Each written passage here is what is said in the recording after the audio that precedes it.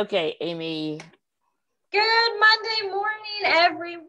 It is one of my favorite days because I am here with all of my favorite people. You guys know me, Amy, here with Sandy and Russell for AuthorTalk, and our guest today is Dorci Hill. So say hi. Hi, Dorci. Hi, everybody. Hi. Oh my gosh, Amy. My gosh, how energetic you sound this Monday morning.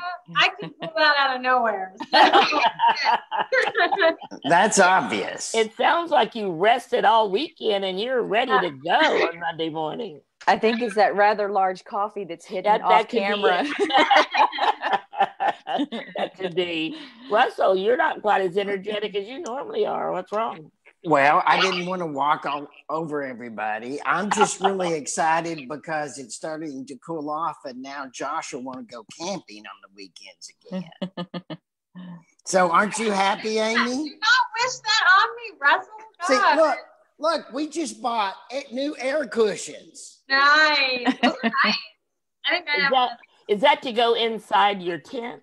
Yes. Yeah, instead of sleeping on like a cot, it's better to sleep on a rock. Yeah, it's better to sleep on that. Okay, my camping is at the local, Holiday Inn Express. I used to say that till we went to China and we saw how poison that country was, and we decided we wanted to get out in the beautiful, clean nature of our country while it still exists. And that's true, because honestly, one of the most exciting things for me when we were in Sedona was to look up at the sky. Yeah. Oh my God. You can see stars. Wow. And we were like, when you stand out there and look at them, because in Houston, there's so much light, you don't see stars. That's true. You see airplanes occasionally and you think it's a star, but it goes right on by. So, well, welcome everyone. This has become our favorite day because of this. And Dorci, we're so excited that we finally got you on as our guest, because Dorci is the new president of the Houston Writers Guild. Congratulations. A round of applause. So she's already done some great things. She got us to having our board meetings on Zoom. Thank you. Yes, that's actually a big deal. It is, because Russell and I had talked about doing that for a long time. Feels like the best thing ever. It is. I mean, you still have that sense of one-on-one, but and in person, but you don't have to drive anywhere, and so that's the nice thing. So yay. Dorci, what do you want to do over the next year to kick up the Houston Writers Guild? Well, Russell, it's funny that you ask. Y'all did not know this. There's a lot of things I've been doing kind of behind the scenes to start adding in, because we have a rather large Facebook group, and want to try and convert a lot more of those into actual members of the guild, because there's so many things that we can do, the larger membership that we have. And so I've been reaching out, which by the way, Sandy, you're one of those that is going to be on this. You just don't know this, you and Amy. Okay. I'm going to, like you guys are doing this author talk in the group, I'm going to start doing different interview series with people from the publishing, from, you guys with PR and social media. I have a friend of mine that crafts TED Talks for people, because some people that write books want to speak. How do you speak effectively without all of the fillers, the ums and the so's and the ohs and the repetitive words, and then mindset. And so I have 10 that I've reached out to, and 6 of them are already on board. So in the coming months, we'll be getting those scheduled to do some interviews. And then I don't know if we've ever done, I was speaking with our new CEO the other day and talking about doing a membership drive, because, so many other organizations do it, and, doing specific drives to bring in more people, new ideas. We're opening up to screenwriters, to those in the gaming community, podcasters, because everyone needs writing. Everyone needs content. And we have such a wealth of those that are on the board and those that are in the group with all of their knowledge and expertise. So I just really see this beyond just your traditional writing out to all of those that need any kind of content, even in the media and, TV and radio. That's great, because we also found out that we have this huge meetup group. I know. Because the guy that started it was at that time in charge of, not in charge of, but kind of managed all the critique groups. And so he started a meetup, and that was Glenn Russell. He was at the last social. And so it just grew, and now it's like over 1,100 members. And we're like, oh my gosh, we've got all these group of people. They know what goes on with the rest of the guild stuff. Yes, exactly. Because critique groups is a big part. For fiction authors, critique group is big. It's not so big in the nonfiction world, but it is big in the fiction world. So so we definitely want to.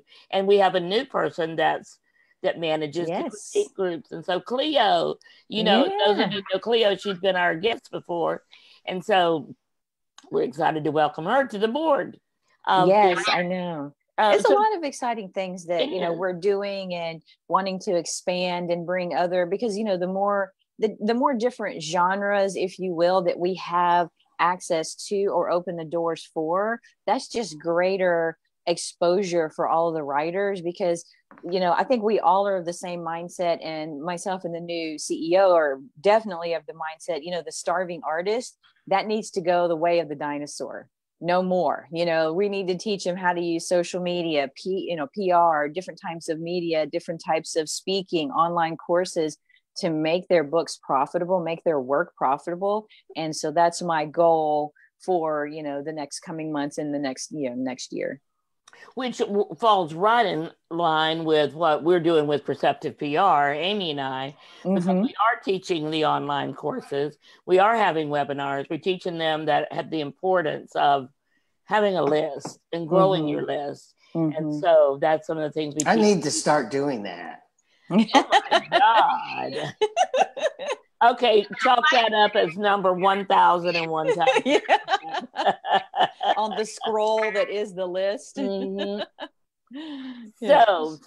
thank you for that, because I do think the more of us teach that authors, once you have a book, and it doesn't matter if you are published by Random House, Simon & Schuster, or if you're published by, you know, yourself or with assistants, or an independent publishing company, doesn't matter where you are on that spectrum of publishing, you have now started a business. And if your job is to make enough money to pay yourself back for the expenses that you've incurred along the way. So one of the things that I'm really helping with my clients right now, and actually along those lines, we have a webinar next Monday night, and I'm going to not this Monday, right? Not tonight. Red, I'll be online tonight. I see Red is watching. So Red, I will be online tonight. So, oh wow, I see I have a new BFF,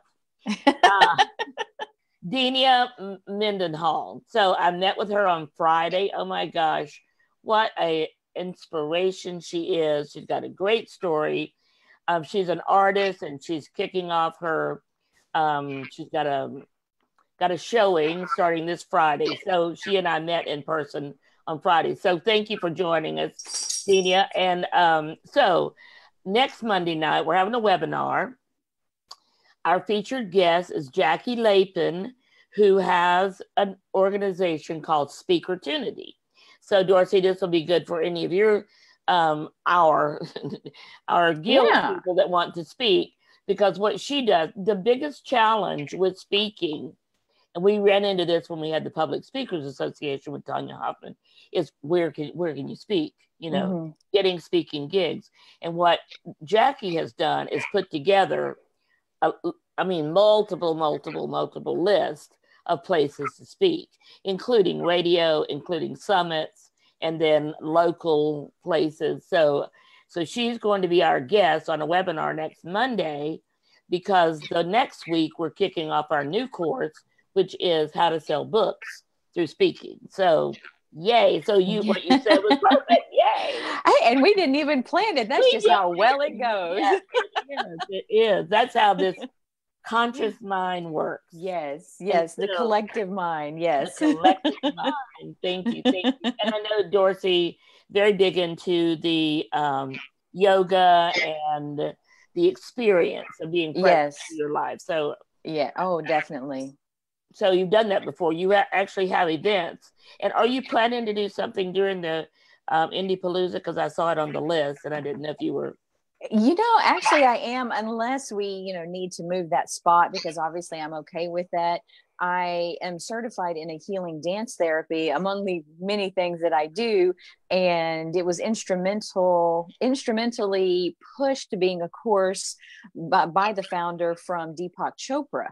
And it works on the energy centers of the body. And I was really wanting to start doing some things for writers and creatives, because, we get stuck sometimes either in our mind or not speaking things like we should, with our voices, or even having the doubt, which comes in from your gut, does this feel right? I don't know. And doing the chakra dance can help move that energy. So it's completely, it's a different modality, and it's unbelievable. Well, you did it. Were you there? Yes. I was not there, but I got there at the end of it. So yes, Oh, I saw the results. I did see the results. I would like to see Sandy do a chakra dance. Okay, now it's not, you don't have to learn any kind of specific dancing. And what's amazing about it, because the founder calls it a dance practice for the soul. And there are some people that you would think, oh my Lord, they're going to be wild banshees all over the place. And they're really quiet, because sometimes whatever messages you get, whatever you need to process is quiet. And then there are some people that I would never have thought in a million years would have ever done anything, any kind of moving, dancing. I'm almost having to corral, because they're like wild abandon, kind of thing. That's what so are you going to do this at Indie Palooza? Yes. Because if you're going to do that, this is not going to be like any Indie Palooza I've ever been at before. Oh, and we have creative corners that we're coming up with, so you can do some art. You can do. I mean, we're going to do this completely different, and have the people just talking, so that make sure that whoever is not there, they're like, man, I got to get to that next one, and I got to get to that guild. Well, I think that's pretty important, because I think one of the things that we need to step up in the Houston Writers Guild is some of the members, and sometimes they'll put on Facebook what's going on. It doesn't, and we've talked about that in the board meeting before. Mm-hmm. So I think that it's important that during your term that your projects happen, because I think there needs to be more of a sensation that things are happening. Yes, that was a circular statement, but it was true. I mean, I love it. So thank you for saying that, Russell. We do want people to know that the guild is alive and well. Exactly. Yes, and that's why I told you guys, because y'all weren't doing it. Put the show in the guild, so that way all the other writers, aspiring writers, authors, and can listen and get tips. Yes, and potential. Yeah, it's a great way to get, some more people, some content, some new ideas, and then whatever events we have coming up, put it, even other people, you have an event. And have y'all noticed we're starting to have some people that are commenting, hey, can you share this? Hey, I've got this coming up. And I love that. I do too. And I do think that's absolutely great. And we do want to promote also that once a month we do get together just for a social, because it's so important, because writing, being an author, is sometimes like an alone thing to do. Mm-hmm. You write. You may go to critique groups or something, but for the most part. And that's the last one, the last social. It was a really good one. It was great. And Dorci, the guy, was there who did our logo for Indie Palooza. Yes, my friend Tom Richard. Your friend, he's a hoot. He was. He's a talker, which is not always the case with authors. So that was interesting. That's true. And that's why I want to try and bring as much activity, because sometimes you do get too much inside when you're doing your writing, and you need to, and to be successful with it, Sandy, you teach PR, you've got to get it out in the world, and you have to be your own best cheerleader. Because if you're not happy with your work and don't support your work, then why would anybody else? Speaking of that, we need to get to Indie Palooza. The clock's starting to tick on us. TikTok, TikTok, TikTok. So when is it? Tell us, when is it? October 27th. No, October 20th. 20th. I'm like, okay. I'm like, oh no, mine's the 27th. I have something I'm doing on the 27th. No, it's the 20th. Well, Friday night, the 19th. Friday night and Saturday. And Saturday. So, yes. So Friday night, I'm so excited that our guest speaker is also a new client of Perceptive PR. Her name is Marianne Fairmouth, and she has a book called Revolutionary. I had the title right there. Interview. It's about, has a staffing company, Marianne. I'm so sorry. I'm going right now to see the book. So you're supposed to have that stuff written down before. I would never forget that. So, hey, you know what? This makes it real. People know this is real, not canned. I had it right here beside me and forgot that I had it. So, Marianne, awesome. So this was an award-winning book. She won first place with the first Texas Authors Nonfiction, and her book cover won for the best cover nonfiction. And when I was in Sedona, I had an opportunity to meet her cover designer, and Mark Gillot, and he is an amazing artist, and he lives in Sedona, so you can imagine that you'd be an amazing artist. Yeah, no joke. So Marianne is going to be speaking Friday night to kick off the event. I've heard her speak.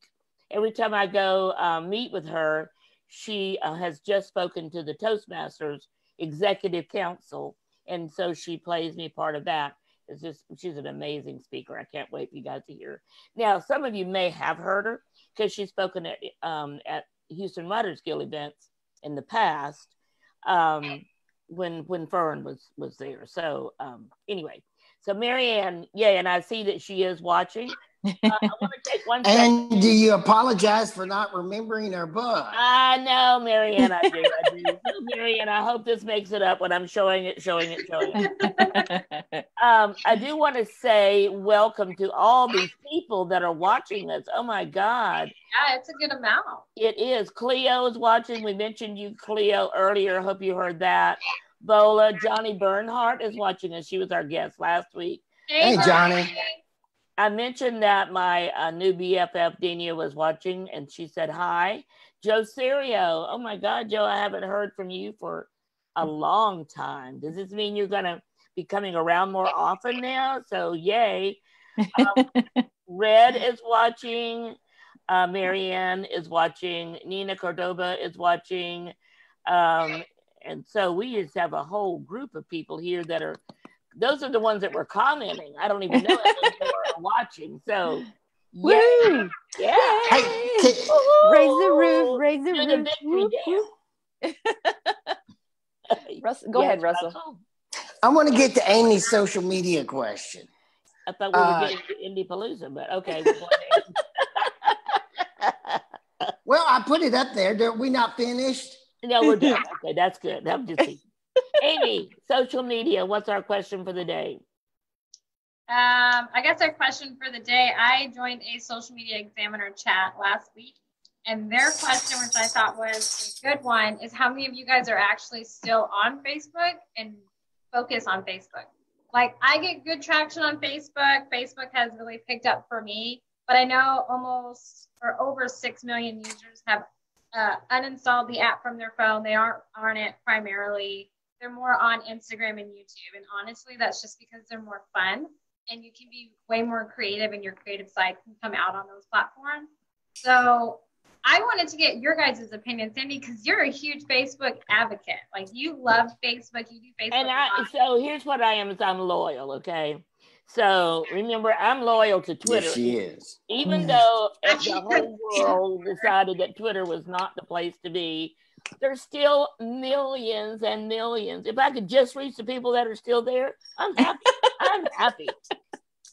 I feel the same way about Facebook. Yeah, but Twitter's like social media is like a fashion wheel, right? So it kind of goes. So Facebook and Twitter are on the downside, where Instagram and YouTube are coming up. They're more popular because they're more. And that's fine. That's fine. I do embrace the new ones. I do put stuff on Instagram. I did an Instagram live the other day at Amy's insistence, but I did do it. Stop. Oh, how did that go? It went great. I just want to do it again. Something new, so it was so good. I do love new stuff. I love new stuff. You know that. Yeah. So, however, I am loyal to what made me where I am today. But how much engagement and stuff do you get on Facebook? I know you get engagements on Facebook Live, but I'm talking about on your posts. Like, I get good engagement, but I carry over what I post on Instagram onto my Facebook because it's just simpler for me because I have so much other things going on. So it's easier for me to do that. But I'm more creative on Instagram. And so I get that kind of. And here's the difference, Amy. One of the big differences is you are on social media on your phone all the time, right? Yeah. And I'm not. I'm on my computer on social media. You have got to be on your phone because you're out and about and you're still on all the time. Well, I am on my phone too. I am. I think but I mean, I can be on Facebook on my phone, but you can look on Instagram on your computer. You just can't post it. But when you go to YouTube, you primarily go from your computer. And so that's where it's kind of, I don't really know if it's a phone thing. I mean, I know Instagram is, but I think it's more because of the privacy changes and people aren't really getting the conversions that they're wanting. And they don't feel like they, honestly can express their creativity the best way as they can on these other platforms by, getting more. Well, let's ask our guest. Yes. we have another, and so Dorci, you're very involved in social media, and have been for as long as I've known you. So how do you feel things are going with Facebook and the different apps? I'm one of those that subscribes to what a lot of the big wigs will tell you. There's so many platforms. I'm kind of like with you, Sandy. If something's working, pick what's working and where, most importantly, you're going to be. So if you have been on and you're comfortable with Facebook, there's always a way. Like there's someone I'm working with now, a new business mentor, and she likes to say, when you look at something, those that are really creating a business and a worldwide, movement, don't look at it and go, oh, well, that works for them, but it won't work for me. Well, if Facebook is not working, how can you make it work for you? There's always a way. I personally, I know I was at Amy's little event she did, I don't know, a week or so ago, and I made a comment, and I'm not noticing a huge decrease in anything on Facebook because I do little things like even saying shout outs for happy birthday, doing happy birthday shout outs on people's timeline. It's amazing how many more people populate in my feed. And then of course, the more that are there, but I'm also really good about making sure that I don't just like something. If it's an emoji, I put a different emoji, or I'll put one of those GIFs, or I'll actually type something. So Facebook's about engagement. I engage, And so that has, that has proven to really be good for us because Amy and her mom, so Vola, thank you, Vola, for all your hard work. She's like our maintenance person. So she does all of our birthdays. Well, that's what I call it, because if you don't do that kind of maintenance around your Facebook account, you are going to be subject to whatever the whims are of the world. Exactly. And so we maintain it. Yeah. By doing the birthdays every day, not just every now and then, but every day, by doing the responses on Twitter every day. And here's another biggie. Hello, I went over 14,000 connections on LinkedIn this week. Yeah. So I am so excited. So what does that mean, Sandy? It means she's a badass. That's what Thank you, Amy. So it means that I connect on a first one-to-one level with over 14,000 people. And when I was looking at the people that had sent me a request, and last night when I got home, because I had an event this weekend, and when I got home, I went to LinkedIn, and I'm like, oh my God, I don't know how many. I must have had 50 something requests to connect, Right. and as I'm accepting them and looking to see who they are, they were all authors, publishers, writers of some sort, bloggers. I'm attracting the people that I want to work with. So, yay. But Sandy, how many sales conversions do you get on Facebook? That's what the question was, is how many of those people that you connect with and engage actually convert for you? Okay, so what does that mean, convert? And She's not selling. It went from being, like they found you on Facebook and stuff like that, and now they've converted to working with you. So they're in some form a client or something like that. Okay, so let me tell you the story of my new BFF, Dina. Does your most recent now ex BFF know this? Is he or she aware? I was one. You are. I've been dumped. No, you have not. You have not even been replaced. I'm the dumpy. You just moved down a little bit. Oh, I moved down. I'm way down. Russell, you've been repurposed. Oh. It's okay, Russell. Just say that you're her favorite. I think my wife repurposed me last week too. So like, hey, I don't know how many years ago I connected. I spoke at the WIVLA, the Women in Literary Arts and whatever that acronym stands for, but it's artists, women artists. I spoke to them. One of the people that heard me was Suzanne Buckland. She had started her own group. She as an artist. A few years ago, when I was on the board for the I Know Somebody Houston, Suzanne reached out and said, I've got a gallery in Memorial City if you guys want to have events here. Well, we did. So I reconnected with her. Now, all of a sudden, I get this message from Suzanne that I've stayed in touch with, that we've been friends on Facebook, that she's followed me, all of that. And she said, I am recommending someone who has a book that needs your help. And so Dina and I connected. I went to see her on Friday. I'm going to her gallery opening this weekend, and I have the manuscript for her book. Oh, send that to me. I would like to do that too. Okay, good. I will. I'll send that. I love art galleries. I try to go to every week. And this is actually going to be in a restaurant that they're going to be focusing on having. I love that stuff. I do too. So Suzanne, you can have bourbon and art at the same time. What's better? That sounds like a wine and words. Well, no, I'm liking more the bourbon, but we'll go with that. Y'all are funny. Anyway, so that's how Facebook works for me. So, yeah, but I mean, I think it's more for people that Facebook is like their source of income. So like if I want to run an ad because I'm only doing online courses and I'm going to do that through Facebook, if I run an ad and say that I reach 5,000 people, like you have 5,000 friends, and only one converts, it's not working for me anymore. Because my audience isn't on there anymore. So it's always kind of where. Do ads from Instagram have a higher functionality? I have more success with that, but my audience is more on there because they're more creative people and they're wanting to express their creativity. So and they're younger. Mm-hmm. Well, not every one of them, but most. Yeah. Right, like very.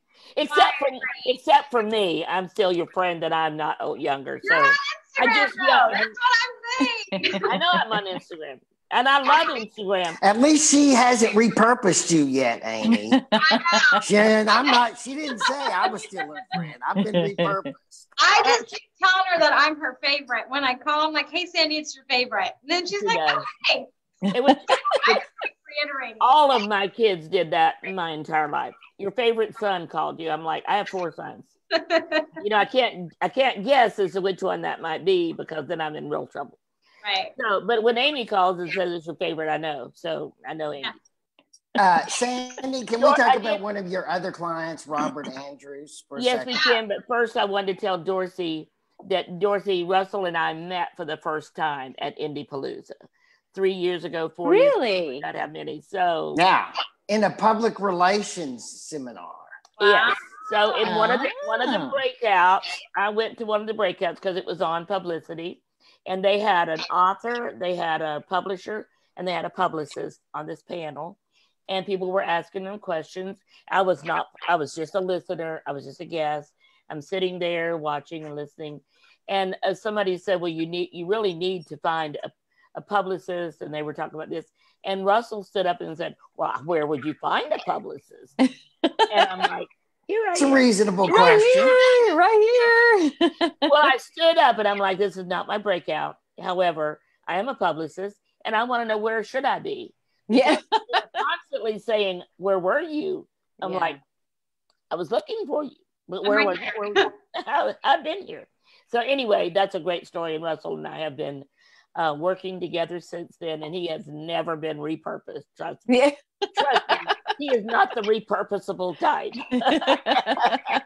My wife also said that. Yeah. At least here, Russell, you have it on tape. Your wife, I know, right? Put that on tape. You've got this, Poor recorded. Melinda. I know. That's what he always says about my husband. Poor David. Yeah. Okay, so we were getting ready to talk about one of our clients, Robert. Hi, Robert. I'm so excited for him. He's speaking about his book tonight and doing a book signing with a Q&A afterwards at the Yoga Athletics, but it ends in an X. It's at 10510 Westview Drive in Houston. Oh, wow, Westview. Yeah, I'm so excited for him. His book is called Champions Mental Edge, Turning Winners into Champions. I have read this book and it totally changed my mindset. And I just adore him. He's one of the nicest people I've ever met. He really is. He really is. And we had the most successful book launch signing, in-person signing that we had for a while. And a lot of it was because Robert has done everything we've ever suggested any author do. And that's, he built his platform and he engaged the people that followed him. Yeah. And he was always out there and always talking about the book and the events. So Robert, you are an ideal author because you know how to garner all those people that follow you and then invite them to an event or have an event where they would be there. So, like, he's just so genuine, and the passion that he has for helping, champions change their mindset and stuff like that and really helping them be successful is phenomenal. And I mean, he's definitely he's like a role model for me. I wish I had the same mindset that he did. So I'm so excited. I'm going to be there. I'm going to try to get there tonight. I can't guarantee it because of traffic, but I'm going to try to get there tonight and go and watch it. It's going to be great. I'm excited for him. And what time is it? It is at 6. Oh, it's wow. At 6. Oh, wow. It's at 7, but it's at 6. So I'm going to try to get there on time. We'll see how that goes. So, Robert, I won't be there if you're watching this because I do have, I will be online at 7.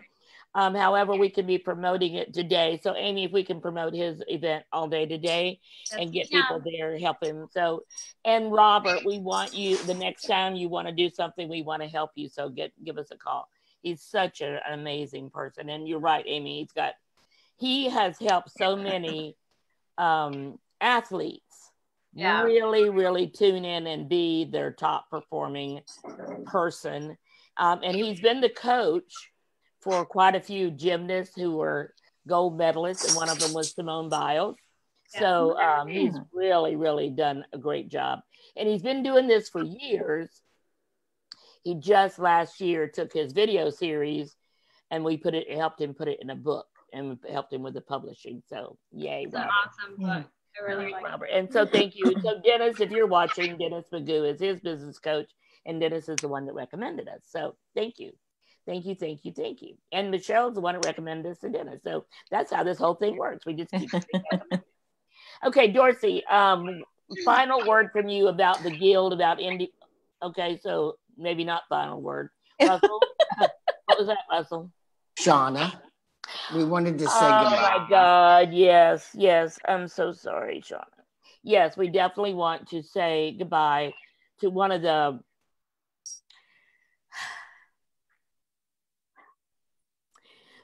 strongest supporters that we had at the guild, and that's Shauna Spring. Sorry. Anyway, she passed away this weekend. And there she is with Fern. She and Fern were buds. And then you have the one with Andrea Barbosa.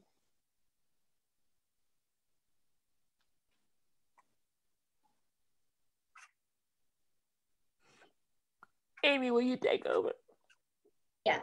So we wanted to pay our respects to her. She was a big person in the Houston Writers Guild. She supported them more than I feel. And just as sweet as she could be. She was. I used to talk to her about social media, and she was the kindest person that I've ever met. And so we wanted to pay our respects because we're talking about Indie Palooza and stuff, but just as a person, she was so amazing, and she will be greatly missed. And she impacted our lives significantly. So we felt the need to do that. And it's sad what all has happened, but I feel like Indie Palooza will be a celebration for her because she loved it. And she loved it so much. Yeah, and you would see her running around and taking photos, and it was her passion. And if you look at her Facebook page, I went last night to look at it. She's like, so she was really into the comic Palooza stuff and zombie. So I think her name on social media was Shauna Zombie Queen Springer.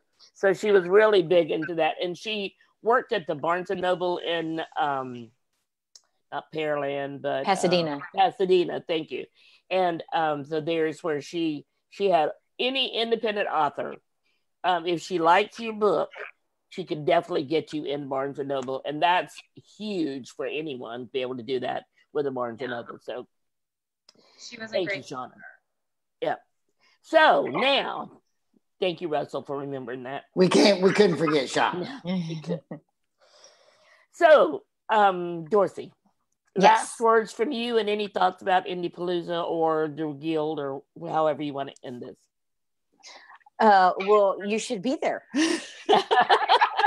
I mean, if you have ever thought about writing, you're in the process of writing, you've written and didn't get the response and or success that you wanted, this is the place to be. We've got so many resources and tools and motivation techniques to help you stay motivated, keep going, and get that book out, and ways to get it out and be profitable. Because again, we were talking about, we're not doing the starving artist business anymore. We're making money doing our craft because the world needs us to be creative. So be there. And there's early bird tickets. Why would you not get one?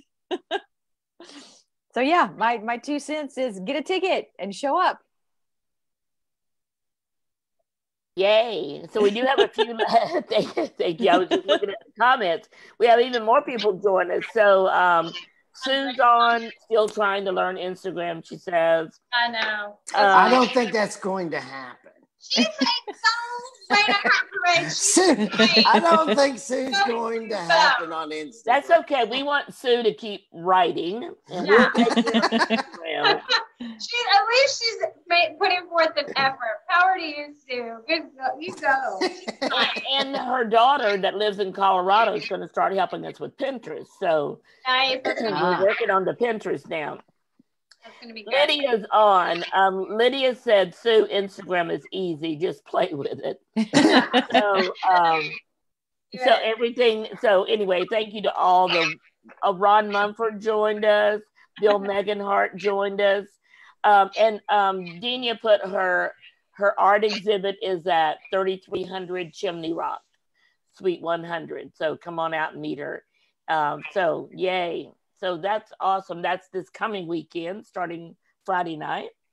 So thank you all for joining us. Great group of people. Russell, you're still training for the marathon, right? I am, and planning on this camping trip. Excited that Josh will be dragging Amy out into the wilderness. And if you're watching on YouTube, please subscribe to our channel. Yes, thank you, Russell, for always remembering to say that. Yes. Subscribe. So, Amy, anything going on in your world? Well, no, nothing's going on in my world, but Oh, yeah, right. it's just the same old day for me, except it's more busy, but that's okay. No, Dorci, thank you so much for being on. You were one of my favorite people. This was probably the most fun author talk I've had in a while. So And thank you so much for coming on. And congratulations, yes, Russell, for becoming president of the Houston Writers Guild. Thank you. And you say that to everybody, Amy. Not me. She's never said it to me. She treats me the way Sandy treats me. It's terrible. Hey, that's okay, Amy. Your check's in the mail. Okay. Your shout out payments in the mail. Dorothy, I add to what Amy said. You were great information, great guest. Congratulations on the Houston Writers Guild. And I know that I know you're just really not letting any grass grow under your feet. So thank you for that. Thank you all. And thank you, Russell and Amy, for always being here. We never did come up with a name for us. I know Judith Brile. So hi, Judith. What is she called? The Fab Three or something like that. Yeah. So we're taking name options. So if you want suggestions, I proposed Russell and the other two, but Sandy and Amy didn't like that. I have this. I said it one day on my show when I had me and two other guests, and I said, "Oh my gosh, this is a trifecta of fabulosity." So y'all are the trifecta of author PR fabulosity. I like Russell and the other two. I figured. No, I don't like that one. That name's not in it. I don't like it. You are outnumbered. That's a good thing. By the other two. Have a great day, everybody. Bye. Bye.